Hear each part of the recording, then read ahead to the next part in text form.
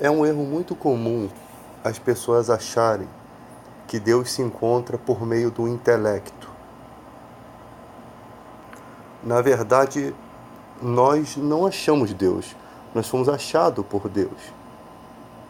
Apesar de o convite estar aberto para as portas do Evangelho, quando Jesus disse: "Batei e a porta se abrirá, buscai e achareis, o que pede recebe, o que busca encontra", ele diz: "Qual é o pai que, se o filho lhe pedir um pão, lhe dará uma pedra?" Se nós que somos maus, sabemos dar boas coisas, boas dádivas aos nossos filhos, quanto mais o Pai Celeste dará o Espírito Santo àqueles que lhe pedirem. A busca pelo Espírito Santo é a coisa mais importante da nossa vida, né? Mas o ser humano tenta buscar a Deus por meio do intelecto. Ele acha que a capacidade de inteligência dele pode influenciar em alguma coisa. No nível espiritual, na questão espiritual, não estou falando da questão do mundo, que o conhecimento pode te fazer ser uma pessoa mais generosa, ser uma pessoa mais agradável, quando também pode ser o inverso, pode fazer uma pessoa mais arrogante, mais cheia de si, mais prepotente. Também isso acontece dependendo de que tipo de terreno é o seu coração, né? Então, o Evangelho, as questões espirituais, elas só diz respeito a Bíblia. Não existe uma maneira de Deus falar com o homem se não for por meio de Cristo, que é a verdade, que é a palavra de Deus. A revelação de Deus. A Bíblia é a revelação do Filho de Deus e a revelação do próprio Deus por meio de seu Filho. Então o ser humano, ele tenta de todas as formas, de repente, criar um próprio Deus, né? Uma maneira de se auto-salvar, e essa maneira é insuficiente, né? Não que não seja bacana o cara pensar: poxa, né, eu faço isso, eu faço aquilo, eu busco sempre fazer as coisas corretas. Com certeza Deus vê tudo isso. Jesus leva em consideração isso porque ele narra a parábola do bom samaritano, mas ele narra no sentido de comparar entre uma pessoa que vivia a sua fé por meio das obras e uma pessoa que já conhecia, e duas pessoas que já conheciam a obra de Deus, mas que negavam as obras no que diz respeito ao seu semelhante. É o que é narrado ali. Mas em nenhum momento está dizendo que o filho pródigo obtém salvação por esse método, né? Mas que está dizendo que Deus não pode negligenciar o valor que deveria ser dado àquele homem. A própria Escritura diz: a quem honra, honra. A quem é digno de honra, devemos honrar. E o próprio Deus honra as nossas boas atitudes, sendo você cristão ou não. Isso daí é narrado nitidamente, usado como comparação, mas é nítido que Jesus observa os valores humanos, observa os valores no coração do ser humano. Ele leva em consideração as coisas. Só que no que diz respeito à salvação, não existe outro caminho. O caminho é Cristo. Você não vai achar Deus falando por meio de livros comuns da vida, porque não são escrituras sagradas. Não são escrituras sagradas, né? O Evangelho é a escritura sagrada. O Evangelho é uma escritura que tem poder para transformar o coração daquele que crê. O problema é que se confunde o que é crer. Crer não é apenas acreditar. O texto é bem simples. A Escritura nos mostra que a fé tem o seu lado prático. Ela não fica só no pensamento. Ela não fica só no campo das ideias. Ela é posta em prática. Está escrito, João 14, 21, aquele que tem os meus mandamentos e os guarda, este é o que me ama. E aquele que me ama será amado de meu Pai, e eu o amarei e me manifestarei a ele. Primeiro você tem que ter os mandamentos em você. Você tem que conhecer o que são os ensinamentos de Cristo. Aquele que tem os meus mandamentos e os guarda. Não basta só ter os mandamentos, tem que os guardar. Este é o que me ama, este é o que me valoriza, esse é o que está levando a obra a sério, esse é o que está tendo responsabilidade, esse é o que não está vivendo de forma hipócrita. E aquele que me ama, esse que o busca de todo o seu coração, buscar-me-ei e me acharei quando me buscardes de todo o vosso coração. Esse que é aquele que me ama será amado de meu Pai. E eu, disse Jesus, eu e o Pai, e eu o amarei também, e me manifestarei a ele. Essa manifestação não é visível. Ele se manifestará em seu coração. Primeiro, a capacidade de acreditar nas Escrituras. É uma forma de ele se manifestar. É a forma que ele tem usado na vida de todo cristão. A capacidade de você crer num cara, numa figura, né, vamos dizer assim, porque para o mundo é uma figura, que você nunca viu na vida, que você só tem a história em um livro. Essa capacidade de acreditar com certeza em seu coração é o próprio Deus que escreve em seu coração. Cumprindo as profecias do Antigo Testamento, que ele escreverá em nosso coração as suas leis. Ele escreveu em nosso coração as leis dele, os conhecimentos, os mandamentos dele em nosso coração. Está escrito lá no nosso coração. Não é uma forma visível, você não vai ver os 10 mandamentos e tudo isso anotado no seu coração. É uma forma, talvez filosófica, de Deus dizer que ele muda o coração do homem para que possa lhe aceitar, corresponder às expectativas da sua mensagem. Então, para isso o homem tem que se submeter à vontade de Deus. Ele tem que o amar, ele tem que o respeitar, ele tem que vir pelo caminho. Agora me diz, tem toda uma galera aí que está vivendo no mundo da farra, da prostituição. Será que estão amando a Deus? Será que ao menos tem os mandamentos de Deus? Porque tem gente que tem os mandamentos de Deus, mas não o guarda. E tem gente que nem sequer tem os mandamentos de Deus, nem sabe o que tem que guardar. Os ensinamentos, o caminho da verdade. O ser humano, ele não é inútil nessa área. Ele sabe muito bem o que é pecado. Ele sabe que o pecado pode trazer consequências ruins para a vida dele. Só que os maiores prejuízos são no âmbito espiritual. Jesus fala sobre isso. Um demônio sai, depois ele volta, encontra a casa vazia, varrida e ornamentada, e volta com 7 espíritos piores. E o estado daquele homem se torna pior do que o primeiro. É um combate espiritual sendo revelado em todo momento das Escrituras. E você não entende por que as coisas desandam. O cara tem dinheiro, o cara tem tudo, mas vive amargurado. E outra coisa, ser feliz somente sem Jesus não é felicidade. Não é felicidade. Às vezes a alegria se transforma em dor. Se transforma em tristeza. O cara tem riquezas, mas tem um vício que segura ele. O cara tem riquezas, mas os filhos tiram a paz dele. Ele não consegue administrar as coisas. O dinheiro faz com que o cara fale assim, não quero saber de nada aqui, eu vou sumir. Aí o cara começa a seguir a sua vida, ele não para resolver os problemas que tem que ser resolvido hoje.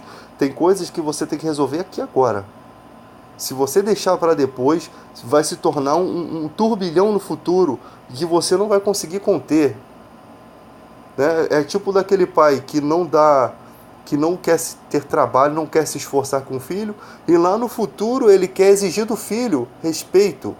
Ele quer exigir do filho autoridade, sendo que ele nunca exerceu autoridade quando devia exercer. Então a repreensão dele é falha. Ele nunca deu exemplo. A repreensão dele é falha.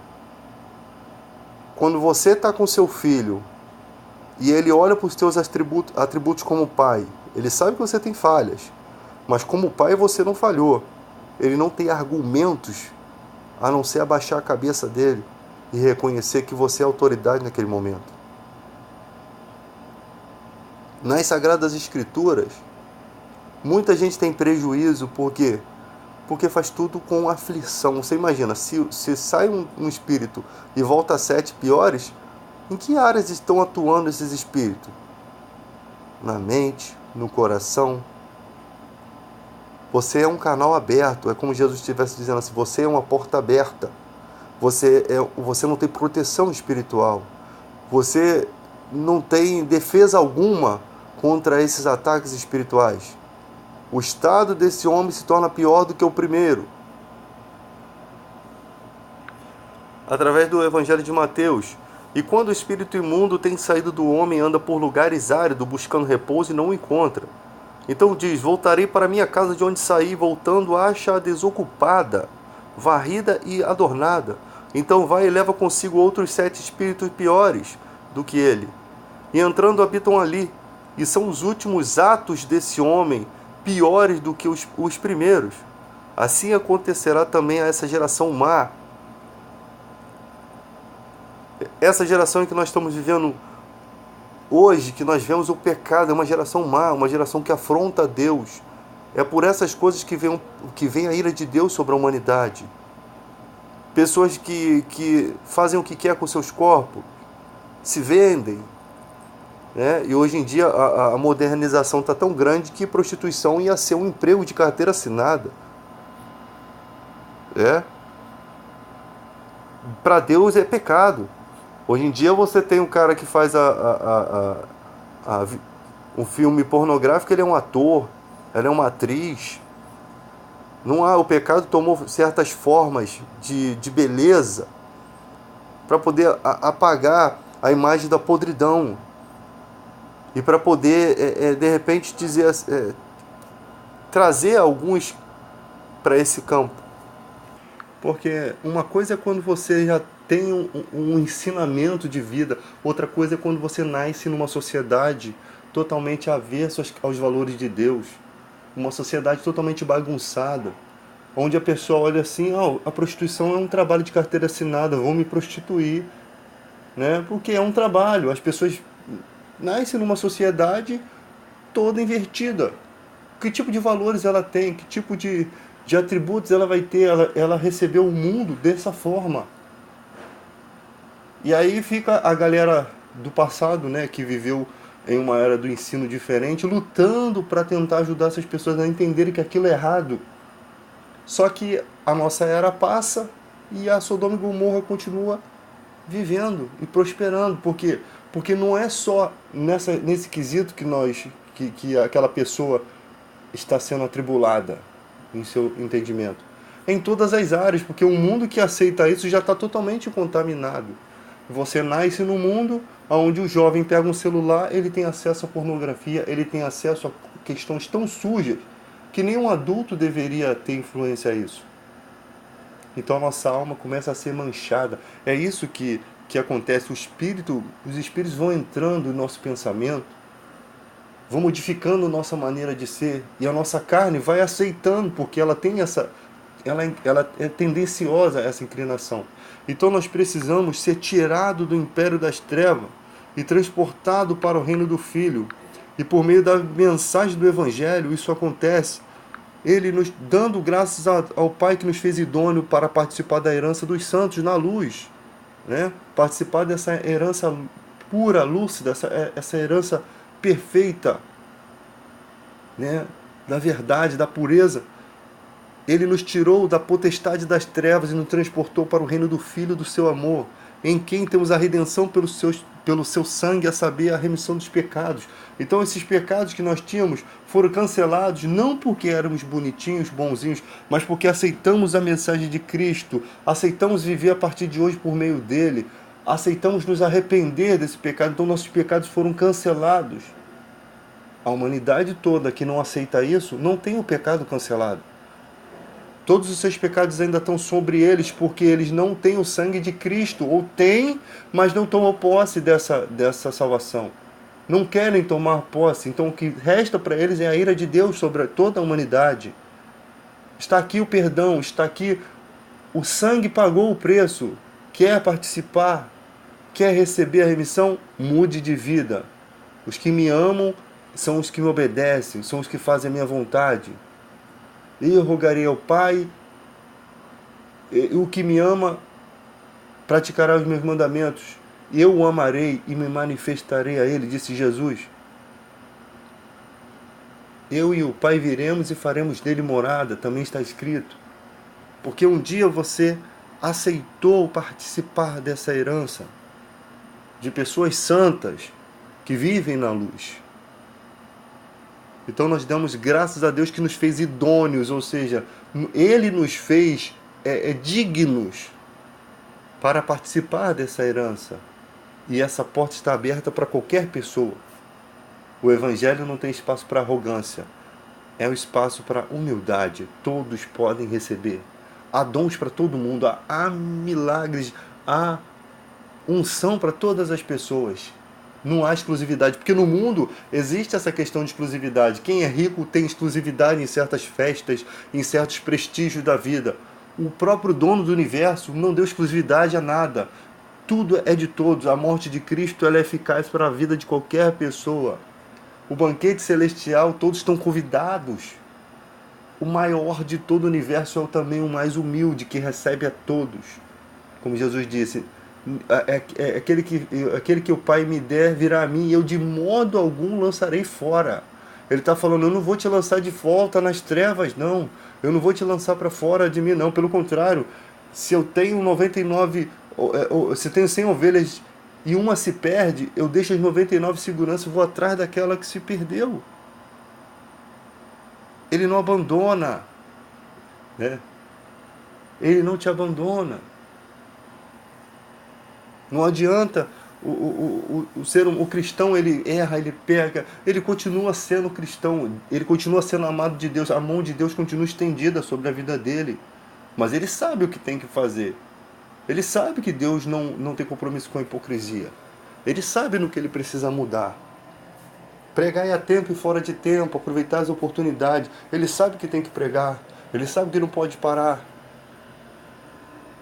Então Deus nos faz valentes no campo espiritual.